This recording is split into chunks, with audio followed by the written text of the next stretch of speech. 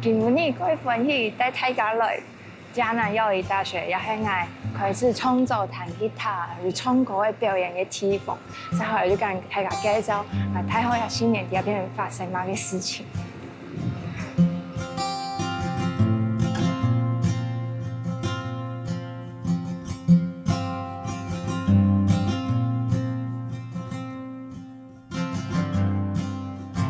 呀，條路也下看起來真是唔知係哪條路，因為太久冇歸來，係變咗半年，中間都冇歸來過，也下感覺也變過從邊來過嘅地方。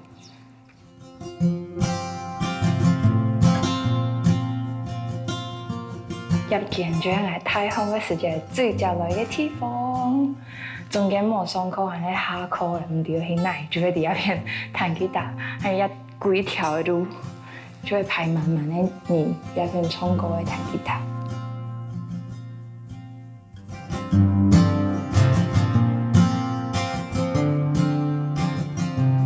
我們就在這邊唱歌呀，愛我別走，如果你說我唱給所經過學餐的人聽哦，下禮拜吉他社懲罰，記得來彈哦。哎，不是，沒有講客語，是講中文，要記得來聽哦。然後我還有參加後高雄客語歌唱比賽，然後我得了2次第1名之後，他就停辦了。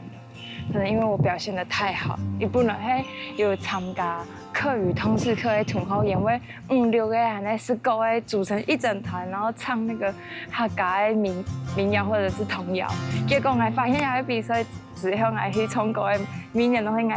第1名。一個唱就說做唔得，有一年拜就來就唔會判的。哦，有人覺得我太好嘅第1個舞台。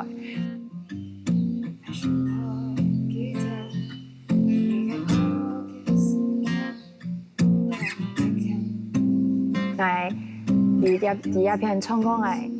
最喜歡的一首客語歌，叫做《央美》，邱信宇的《燕子》。然後我第1條創作，然後迷向，我媽媽係名嘅，嘛係第1第一篇唱，所以一篇有幾多有關於表演，跟我發表自己的創作、客語演出的回憶。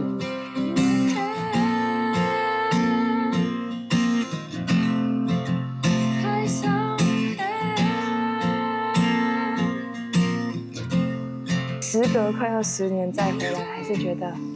各位感謝嘅時間有第一片認識到按到相同喜歡創作、喜歡音樂的朋友，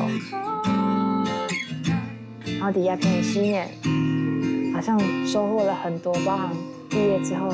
開始有參加比賽，然後甚至製作出了專輯。我覺得這邊是我創作一個很重大的起點。